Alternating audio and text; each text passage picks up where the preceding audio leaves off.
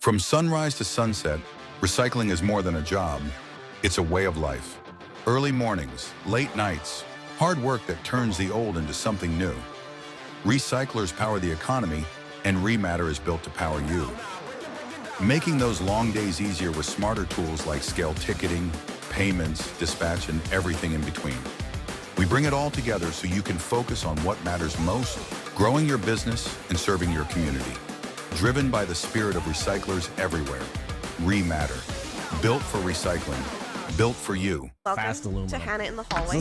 I'm Hannah Carvalho, ReMA's editorial director.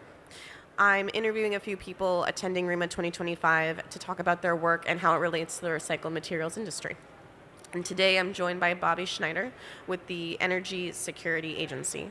And he will talk about ReMA and ESA's EV Safety Technician course. Thank you so much for joining me. Thank you for having me. So first things first, can you tell me about ESA and your role in the company? So my role is I am one of the directors and on the executive board. The Energy Security Agency is a multifaceted company. Basically, we interact and manage and mitigate any lithium-ion battery hazard issue from bookends. We'll manage scene management. We'll consult with an authority having jurisdiction if there's an active incident going on, and then we'll manage it post-incident from breaking down, de-energizing, and then appropriately packing per DOT and PIMSMA. We have multiple different levels, so our foundation is built on, for the past 12 years, we run and operate the world's largest large-scale destructive battery test site. Okay. So for the past 12 years, on a daily and weekly basis, we will take upwards of 50-foot containers, 8 to 10 megawatt systems, and then make them explode, catch on fire, do deflag testing for the cabinets.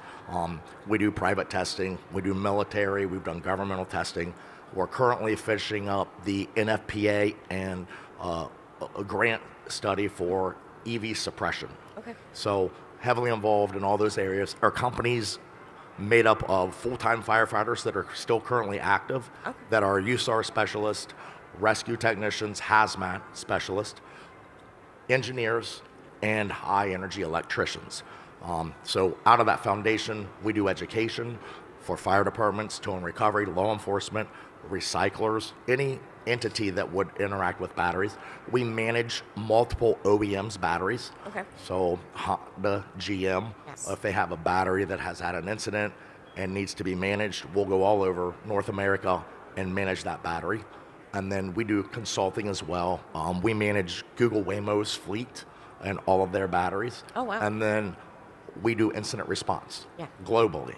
So if you have a big event anywhere in the world, we've been out. We do maritime, we do confined space, sea, air, we're everywhere. Right. So that's, in a nutshell, who we are as ESA. No, so we're bookends from A to Z, anything to do with lithium-ion batteries. Absolutely. No, it sounds like it.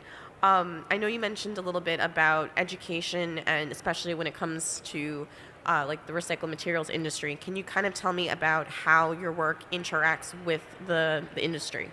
Well, the recycling industry is having a crisis, as we all know.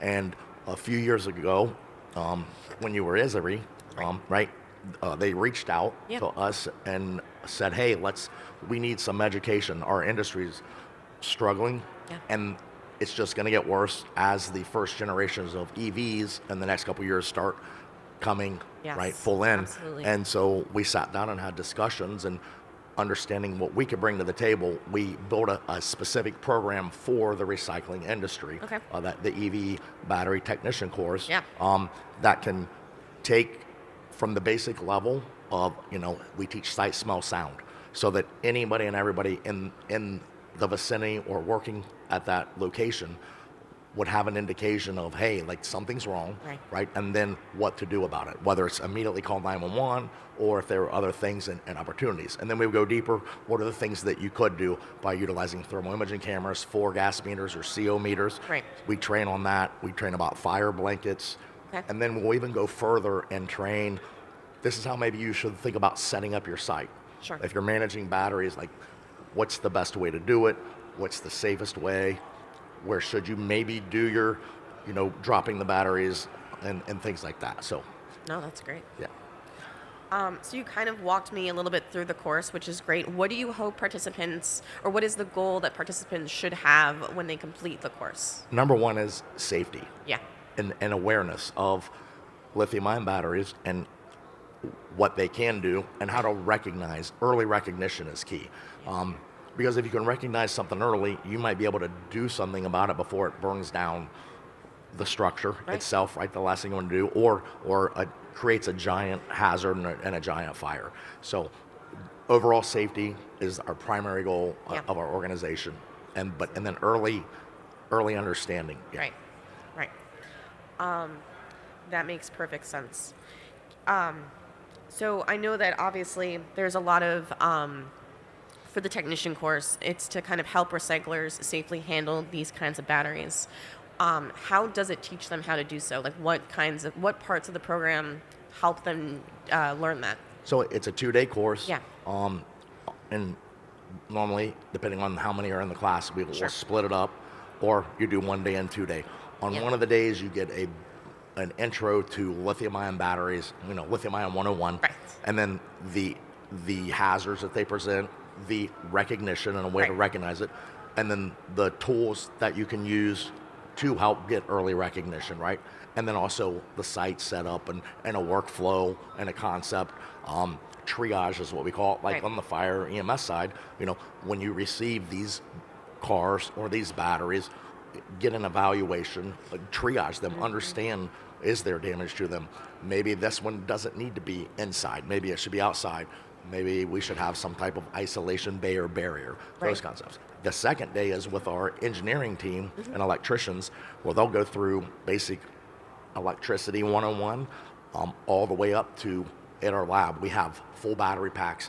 We have full cars, multiple different models. Right. And they'll get all the way up that by the end of the day, they will actually learn how and will physically drop a battery pack from a vehicle. Oh, wow. That's great. So it's basically overall battery handling. Yes. And then if they want to go further, Sure. we offer IMI certification, which is European standard IMI. Anybody in Europe that wants to work on an EV has to have IMI certification.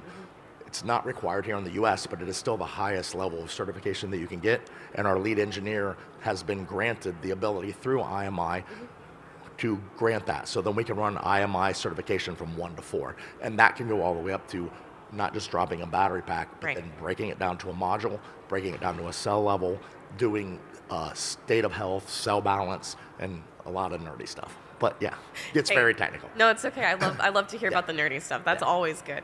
Well, thank you so much for sharing with me about the tech course. Now to talk a little bit about ReMA 2025. How have you found the conference so far? Oh, it's amazing. Oh, good. And plus it's in San Diego, so great location.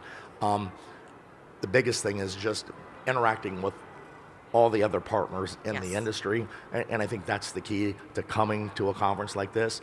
And it's sharing stories, it's sharing ideas, it's sharing what's worked, what doesn't work, and maybe coming up with new technology, new ways to approach something. So invaluable.